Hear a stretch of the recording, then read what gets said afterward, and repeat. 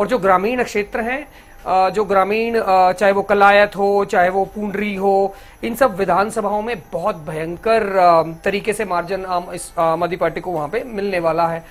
और ये बात भी सच निकली, जो एक चर्चा थी पूरे के पूरे कुरुक्षेत्र लोकसभा में की जो चर्चा थी कि अभय सिंह चौटाला जी कांग्रेस के बीजेपी के लिए काम कर रहे हैं, वो जो वोट काट रहे हैं वो इंडिया गठबंधन की वोट काट रहे हैं, वो कहीं ना कहीं यहां से साबित भी हो रहा है कि उनको जो वोट जा रहा है, क्योंककि वो मार्जिन इतना कम है नवीन जिंदल के बीच में और डॉक्टर सुशील गुप्ता जो आम आदमी पार्टी कैंडिडेट है, इनमें मार्जिन इतना कम है, साथ में अभय चौटाला वोट ले रहे हैं, वो भी 30-35 हजार पे मेरे ख्याल पहुंच चुके हैं। तो ये भी स्पष्ट हुआ है, इस बात से बिल्कुल साफ हुआ है कि अभय सिंह चौटाला ने भारतीय जनता पार्टी के लिए काम करा, उनके लिए एक डमी कैंडिडेट बनके उन्होंने काम करा है। पर अभी भी हमें 5 बजे तक। तो आप लोग क्या उम्मीद कर रहे थे कि इनेलो इलेक्शन ही ना लड़े? इनेलो इलेक्शन लड़े, मैं वो बता रहा हूं आपको, जो चर्चाएं हैं, ये चर्चा हुई है और ये चर्चाएं इसमें थी, इसीलिए अभय चौटाला की 30-35 हजार वोटों पे क्यों अटक जा रहे हैं अभय चौटाला तो कह रहे थे वो 2 लाख वोट लेंगे, 3 लाख वोट लेंगे, वो तो सीट जीत जाएंगे, बड़े बड़े दावे करते थे, हर रोज इंडियन नेशनल लोकदल के प्रवक्ता बैठ के आपके चैनल पे आके करते थे। पर आज वो कहां है जब वो 50 हजार का आंकड़ा नहीं छू पा रहे हैं? तो इलेक्शन तो लड़ना चाहिए, बट आज जब हम देश बचाने की बात करते हैं, किसानों के पक्ष की बात करते हैं, जब पूरा देश भारतीय जनता पार्टी के खिलाफ वोट कर रहा है, हरियाणा में भी आप देख रहे हैं कितनी 5 सीटों पे तो अभी भी कांग्रेस इंडिया गठबंधन आगे चल रहा है, तो कहीं ना कहीं भारतीय जनता पार्टी के विरोध में वोटें पड़ी हैं। तो इन्होंने उस चीज को दरकिनार किया। जनता, पब्लिक जो चाह रही थी, किसान जो चाह रहे थे, ये भले ही ये कहते रहे कि अभय चौटाला ने इस्तीफा दे दिया था, आपने इस्तीफा दे दिया था, फिर चुनाव लड़ा, फिर आप जीत के, मार्जिन कम रहा, दूसरी बात है। हाँ। पर आपने जो कुरुक्षेत्र में जाके चुनाव लड़ा, इसे साफ स्पष्ट दिखाई दिया कि आप भारतीय जनता पार्टी के लिए वहां पर काम कर रहे थे। नहीं, पिछली बार इनके बेटे ने भी चुनाव लड़ा था, अर्जुन ने भी चुनाव लड़ा था। हालांकि आप जो कह रहे हैं इक्वली ये ठीक है, बीजेपी को फायदा पहुंचने वाली बात भी, और दूसरा आप जो नैरेटिव एक इस तरह का था कि इनको वोट देना, बीजेपी और कांग्रेस के अलावा किसी को भी वोट देना, वोट खराब करना है, कि नैरेटिव इस तरह का था इस बार कैंपेनिंग में। रोहतक में कांग्रेस के दीपेंद्र हुड्डा बड़ी जीत की ओर बढ़ रहे हैं। आपको याद होगा पिछला चुनाव करीब 7,500 वोट से हारे थे। कांग्रेस ने लगातार उस हार को लेकर सवाल भी उठाए। अभी बात करें, 2 से 4 दिन पहले उदय भान का बयान भी आया था कि बैलेट पेपर की गड़बड़ी के चलते दीपेंद्र हारे थे, लेकिन इस बार बड़े अंतर से जीतेंगे। 2,22,051 वोटों से दीपेंद्र हुड्डा आगे चल रहे हैं। तो ये बहुत बड़ा अंतर है अपने आप में। अरविंद शर्मा लगातार पीछे हैं। पिछली बार कोसली निर्णायक हल्का साबित हुआ था। अब देखना ये क्या बीजेपी कोई उम्मीद कर रही है क्या रोहतक से? अब भी हालांकि लगता नहीं है। ये एक बहुत बड़ा अंतर दीपेंद्र लगातार कायम किए हुए हैं। ऐसा नहीं है कि कोई फेरबदल हो गया हो या अरविंद शर्मा थोड़ा करीब आए हो। ये आंकड़ा लगातार बढ़ रहा है। केवल रोहतक में ही सिरसा में सैलजा एक बहुत बड़ी लीड लेकर चल रही है। सिरसा में लगातार बढ़त बनाए हुए हैं सैलजा। करनाल की बात करें, शुरुआत का थोड़ा सा अगर समय हम नहीं काउंट करते हैं तो मनोहर लाल भी एक बड़ी लीड लेकर आगे बढ़ रहे हैं। फरीदाबाद में भी कृष्णपाल गुर्जर एक बड़े अंतर के साथ, एक बड़े मार्जिन के साथ जीत की ओर बढ़ रहे हैं। बाकी लगभग सभी सीटों पर नेक टू नेक फाइट जिसे कहा जाए, कड़ी टक्कर, कांटे का मुकाबला, कुछ भी हो सकता है, तस्वीर बदल सकती है। ये दूसरी सीटों को लेकर बात कही जा सकती है। मनीष खटाना जी हमारे साथ चर्चा में जुड़ गए, स्टूडियो में आ गए हैं। सिरसा और रोहतक के अलावा लग नहीं रहा कि आप लोगों के लिए कोई बहुत क्लियर स्थिति है कि आप लोग जीत रहे हैं। हुड्डा साहब भी कह रहे थे कि हम क्लीन स्वीप करने वाले हैं क्योंकि हमारी हवा है। देखिए ज्योति जी, मैं जब कल बैठा था आपके साथ और मैंने कहा था कि हम 5 से 6 सीटें जीत रहे हैं, और आज भी मैं उसी बात पर हूँ कि 5 से जो शुरू के जो रुझान थे उसमें और बाद में थोड़ा सा फेरबदल हुआ है।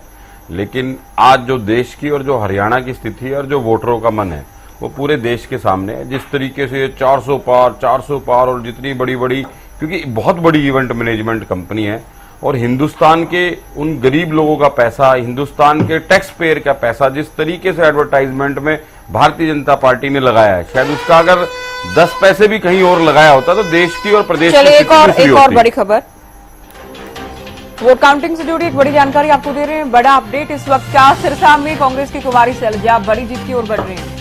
अशोक तंवर बीजेपी के उम्मीदवार। हालांकि इनका चुनाव दावे भले ही करते रहे हूं कि 400 जो कमल खिलेंगे उसमें सिरसा का कमल भी शामिल होगा, लेकिन कैंपेनिंग में भी आप कह सकते हैं इनका इलेक्शन नहीं उठ पाया था उतना।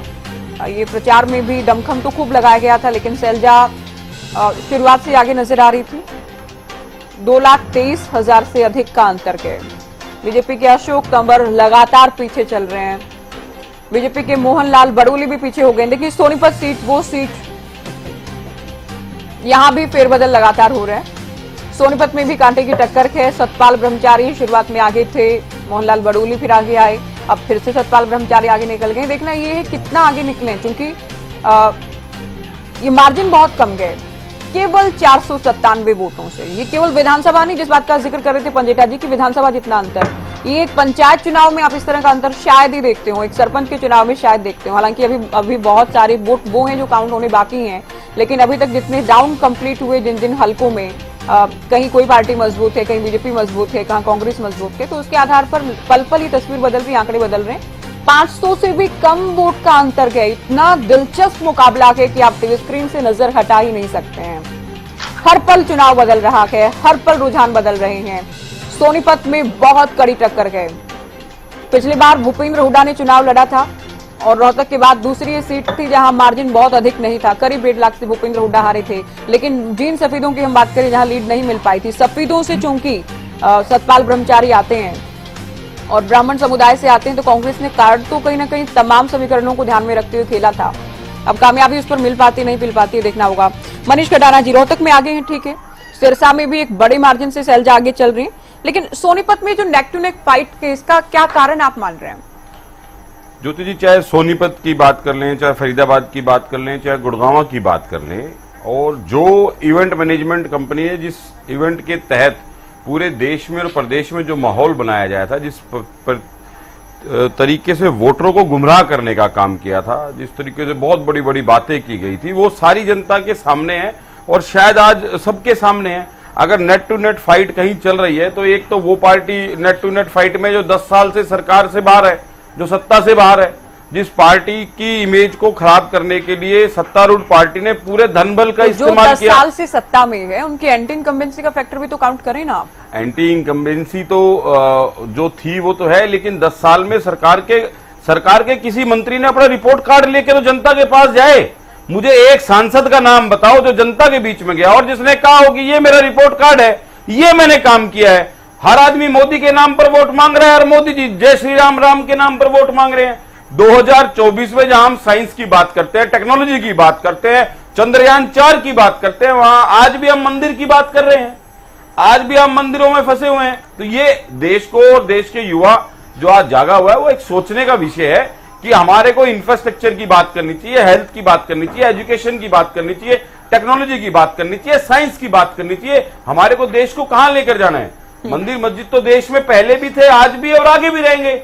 तो क्या बीजेपी एक मंदिर को लेके जो पिछले 10 साल से जो इनका कार्यकाल रहा, क्या सिर्फ एक उसी के इर्द गिर्द घूमते रहे? क्या यही इनका विकास का मुद्दा है? मेरे को देश का एक सांसद बता दो जो ये कहता हो, जो बीजेपी के नाम पर या मोदी के नाम पर वोट ना मांगता हो। चलिए एक और बड़ी खबर इस वक्त, तो बड़ी खबर रिजल्ट ब्रेकिंग आपके टीवी स्क्रीन पर, वोट काउंटिंग से जुड़ा, रुझानों से जुड़ा। सोनीपत, कुरुक्षेत्र और गुरुग्राम में कांटे की टक्कर है। कुछ भी हो सकता है इन सीटों पर। सोनीपत में कुछ भी हो सकता है, कुरुक्षेत्र में कुछ भी हो सकता है, गुड़गांव में भी कुछ भी हो सकता है। और ये गुड़गांव में जो मुकाबला चल रहा है, वाकई राव साहब के लिए सोचने वाली बात है। जब से ये सीट बनी है, इससे पहले क्योंकि 2008 के परिसीमन के बाद जब से ये सीट बनी है, राव इंद्रजीत लगातार जीतते आ रहे हैं। एक तरफा मजबूत माने जाते हैं अहिरवाल में, लेकिन राज बब्बर जिनको बाहर का बताया गया, जिनका हरियाणा से कोई लेना देना नहीं है, स्टार सेलिब्रिटी लाने से क्या चुनाव जीत जाते हैं, बहुत सारी बातें कांग्रेस के भीतर भी हुई, दूसरे लोगों ने भी कही, लेकिन राज बब्बर कड़ी टक्कर दे रहे हैं। नवीन जिंदल आगे निकले 9102 वोटों से आगे हैं नवीन जिंदल। यहां भी मुकाबला बेहद कड़ा है। अब जो बात आम आदमी पार्टी के प्रवक्ता कह रहे हैं कि अभय कितना वोट लेते हैं, उनका सीधा नुकसान इस बात से होगा, तो वो निर्णायक रहेगा। अभय का वोट जो रहेगा वो निर्णायक रहेगा। सोनीपत से ब्रह्मचारी आगे निकल गए हैं, कभी ब्रह्मचारी आगे निकल रहे हैं, कभी बड़ोली आगे जा रहे हैं। मुकाबला बहुत दिलचस्प है, बहुत कांटे की टक्कर जिसे कहा जाता है, वो हरियाणा की सीटों पर देखने को मिल रहे हैं।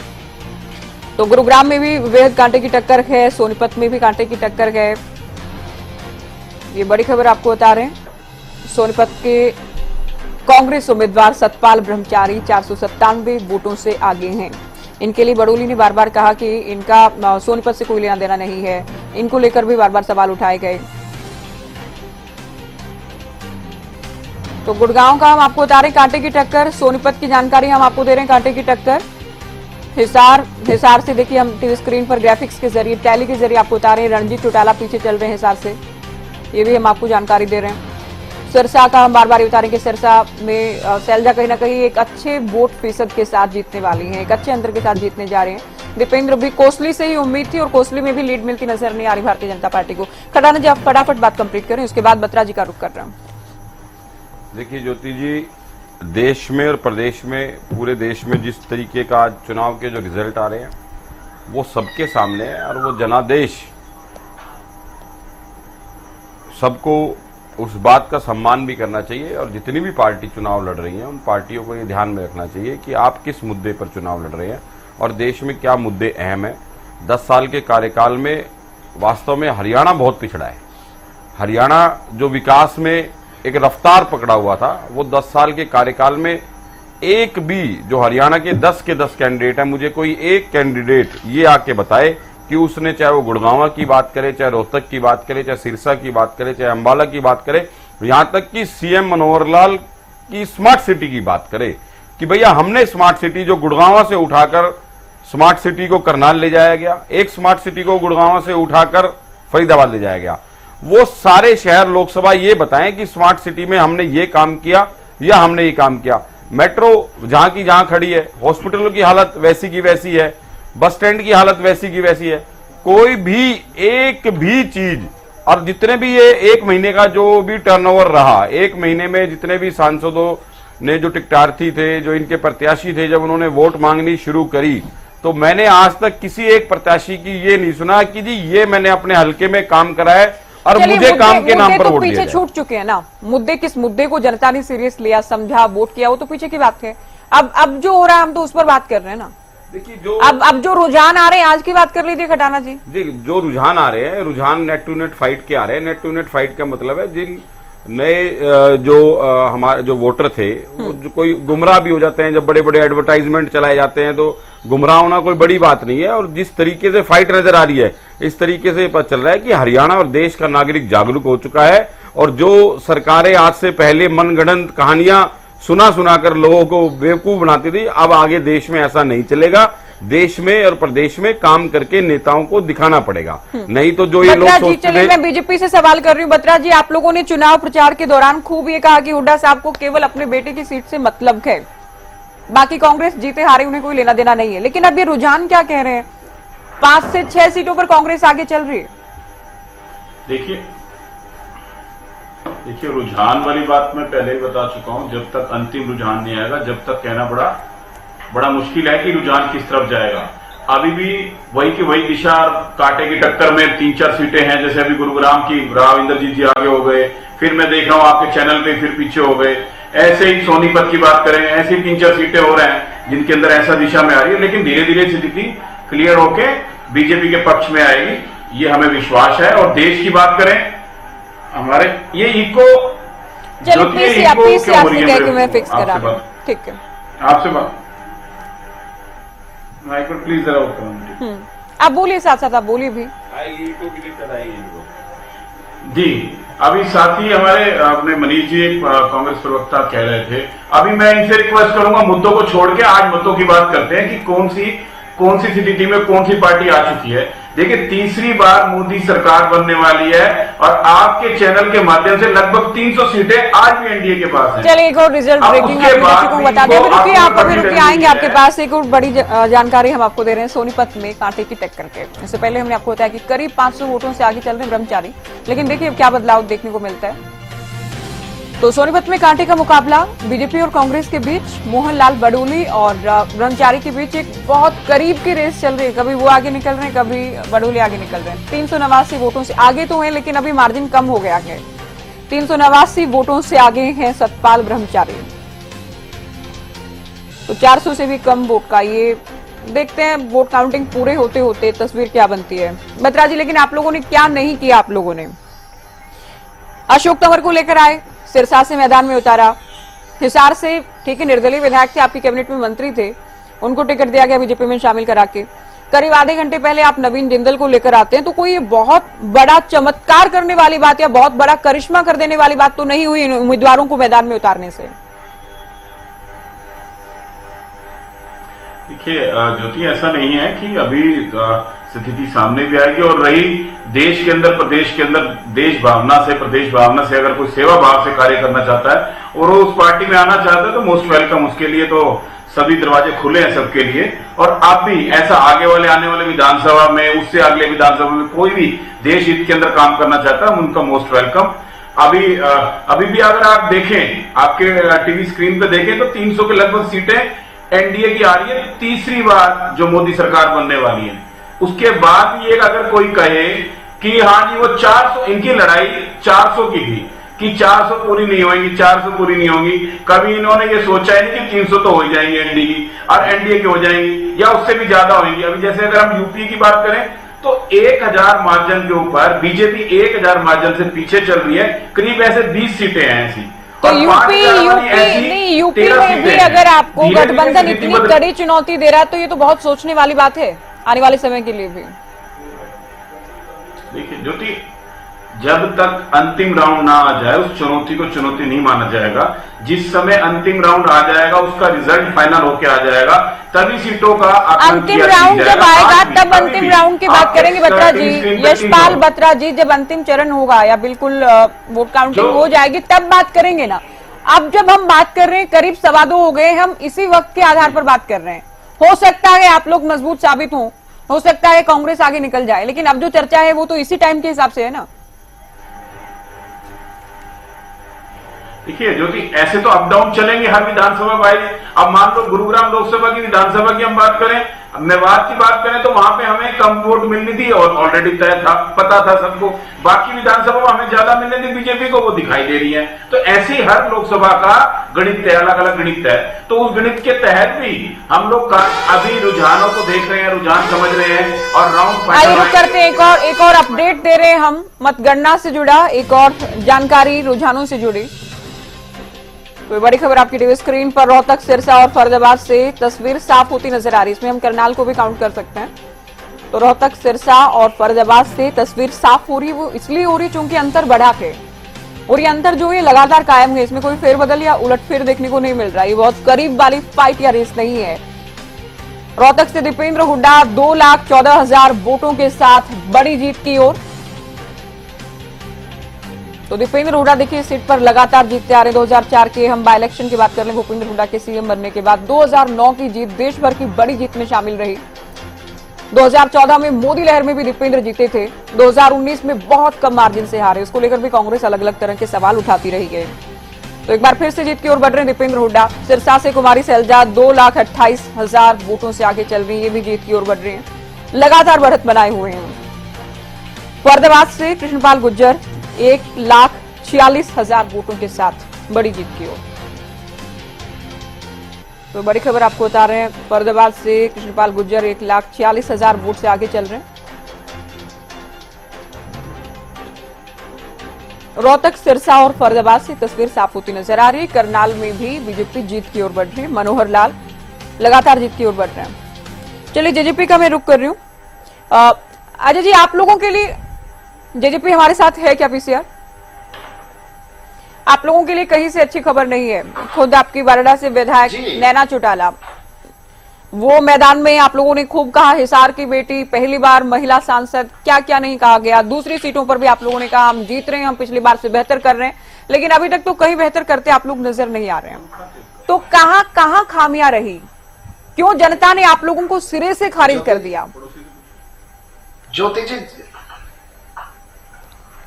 ज्योति जी, जिस तरह के चुनाव परिणाम आए हैं, वोटर दो धड़ों में बट करके रहा है। एक धड़ा वो जिसने नरेंद्र मोदी जी को प्रधानमंत्री बनाने के लिए वोट किया है, और दूसरा धड़ा वो रहा जिन्होंने नरेंद्र मोदी जी को हराने के लिए वोट किया है। जो जिताने वाला धड़ा है वो एनडीए के पक्ष में चला गया और हराने वाला धड़ा है वो इंडिया के पक्ष में चला गया। और मुझे ये कहते हुए बड़ी शिद्दत और जिम्मेवारी से एक बात कहता हूं, और मुझे कहते हुए कोई झिझक नहीं होती। मैं कहता हूं कि ये जो चलिए एक और बड़ी खबर हम बताते हैं। एक और बड़ी खबर, वोट काउंटिंग से जुड़ी एक और बड़ी जानकारी। गुड़गांव से इंद्रजीत फिर से आगे हो गए हैं। कभी बब्बर आगे जा रहे हैं, कभी इंद्रजीत आगे जा रहे हैं, लेकिन अब तक जो ज्यादा समय तक आगे बने रहे हैं वो है कांग्रेस उम्मीदवार। इंद्रजीत आगे हुए, देखते हैं कितने मार्जिन से हैं, कितना अंतर है। तो गुड़गांव से ही बड़ी खबर दे रहे हैं, गुड़गांव सीट से 11,447 वोटों से आगे हैं। कोई बहुत बड़ा अंतर नहीं है 11,447 वोट का, लेकिन क्या इसे कायम रख पाते हैं, क्या ये बढ़त बनाए रखेंगे, ये बढ़ेगा मार्जिन या फिर ये कम होगा, ये भी देखिए बहुत जल्द ये तस्वीर भी कहीं ना कहीं अब तक जो हो रहा है उसके आधार पर हम कह रहे हैं तस्वीर बदल भी सकती है। चलिए जय जी, आप लोग कह रहे हैं दो धड़ों में चुनाव बट गया, लेकिन आप लोग तो किसी भी धड़े में नहीं है जी। आप लोग ये कह करके जी, जनता ने तो सोच लिया तो ज्योति जी, बीजेपी को जिताए या कांग्रेस को, तो आप लोगों यही को तो मैं आपको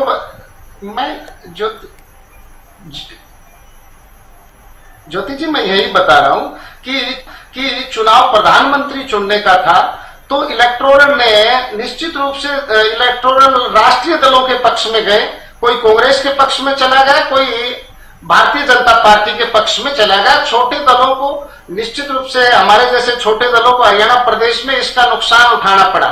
और जिस तरह से सिनेरियो फिट किया गया, भारतीय जनता पार्टी के प्रवक्ता बार बार आपके टीवी पर बैठ करके 400 पार की बात करते थे।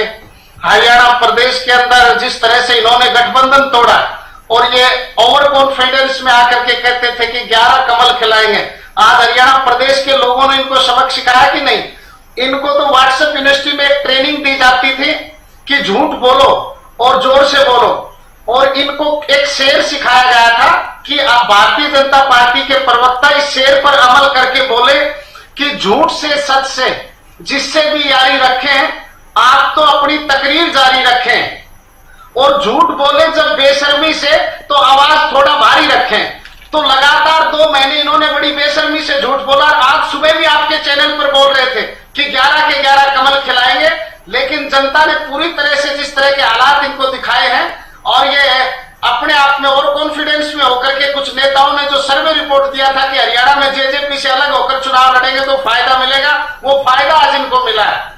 नहीं तो क्या आप लोग कुछ साबित करके दिखाएंगे क्या? हमारे साथ लड़ते तो इतना ज्यादा वोट मिल पाते। आप लोगों का देखिए इतना खराब तो प्रदर्शन है, उसके बाद आप इस बात को लेकर खुश हो रहे हैं कि बीजेपी के 11 कमल नहीं खिल रहे हैं। और ऐसा नहीं कि मैं बीजेपी से नहीं पूछ रही हूँ, मैं बीजेपी से सवाल कर रही हूँ जब बीजेपी की बारी होती है, लेकिन आप तो अपना उत्तर देना। मैं पंडिता जी का रुख कर रही हूँ। पंडिता जी, आपने सुना आम आदमी पार्टी के प्रवक्ता को कि अभय कुरुक्षेत्र में भारतीय जनता पार्टी के उम्मीदवार को फायदा पहुंचाने के लिए आए थे, चुनाव लड़ने के लिए। देखिए, आम आदमी पार्टी के प्रवक्ता से जब मैंने 2-3 सवाल पूछे, पहली बात तो इन्होंने सबसे पहले ये कहा कि इनके सिंबल के बारे में इन्होंने टिप्पणी की, जो आज गुजरात में और ये यहाँ से साफ होने जा रहे हैं, दिल्ली से भी।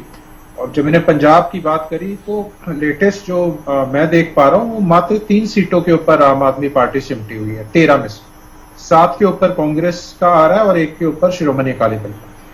और दिल्ली में तो कहीं पे भी 2 पार्टियां मिलकर लड़ रही हैं, और वो देखिए दोनों नेशनल पार्टीज है, अलायंस पार्टनर है। मतलब कांग्रेस और आम आदमी पार्टी मिलकर भी भाजपा को दिल्ली में जहां से शुरुआत करी वहीं पे खत्म हो रहे, और आगे पंजाब में भी जहां से जो शुरू किया था वहां पे भी खत्म हो जाएंगे। आगे जो दूसरे के बारे में ऐसी सोच रखते हैं, मैं तब तक ऐसी टिप्पणी नहीं करता जब तक अगला व्यक्ति ना करे। लेकिन दिल्ली में लोकसभा में तो बीजेपी मजबूत रही है ना पंडिता जी, कोई बड़ा फेरबदल नहीं हो गया, ये लोग तो विधानसभा में ही मजबूत रहे हैं।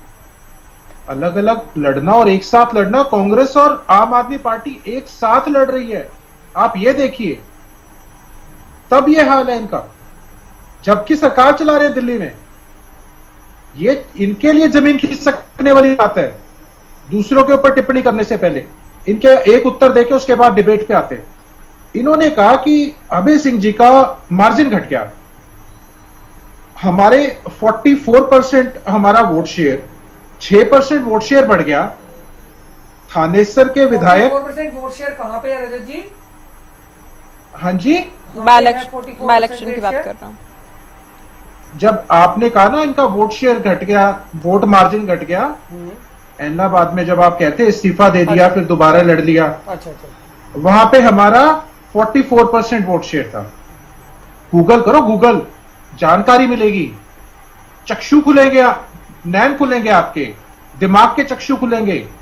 अब सुनिए, इन्होंने कहा वोट मार्जिन की बात करी। थानेसर के विधायक, यमुनानगर के विधायक, कैथल के विधायक लीलाराम, मोहनलाल बडोली जो सोनीपत का चलिए, चुनाव लड़ रहे थे, एक बड़ी खबर इस वक्त आ रही है। मुझे पता है आप लोग कम मार्जिन वाले विधायकों का जिक्र कर रहे हैं इस वक्त, कहां कितना अंतर रहा है। एक रिजल्ट ब्रेकिंग हम अपने दर्शकों को दे रहे हैं इस वक्त। सोनीपत में कांग्रेस को फिर से बढ़त मिल गई है। बढ़त हालांकि लगातार बरकरार है, कभी करीब 500, कभी 400, इससे पहले 389 की बढ़त ब्रह्मचारी बनाए हुए थे। अब देखना ये है क्या फेरबदल, क्या अंतर इसमें देखने को मिलता है। सतपाल ब्रह्मचारी आगे चल रहे हैं बहुत कम अंतर के साथ, जिसे किसी भी वक्त कवर किया जा सकता है, कभी भी आगे निकल सकते हैं। मोहनलाल बडोली भी। तो ब्रह्मचारी इस वक्त 858 वोटों से आगे हैं, केवल 858 वोटें। सतपाल ब्रह्मचारी हालांकि आगे हैं। ये भी देखिए, एक फैक्टर ये भी है कि जीत हार एक वोट से भी हो जाती है, और इस बार बहुत दिलचस्प है सोनीपत का मुकाबला भी। मोहनलाल बडोली जिनकी ओर से वोटिंग के बाद अपनों पर ही सवाल उठाए गए, अपने एक विधायक, सांसद, पदाधिकारियों पर सवाल उठाए गए, भीतरघात की खबरें सामने आई। तो उस वक्त में कहीं ना इस तरह के अनुमान जरूर लगाए जा रहे थे कि बीजेपी कहीं ना कहीं कमजोर पड़ रही है सोनीपत में, जब उम्मीदवार इस तरह की बातें करता है। लेकिन टक्कर बहुत कड़ी है, मुकाबला कांटे का है। कभी बडोली आगे हैं, कभी ब्रह्मचारी आगे हैं।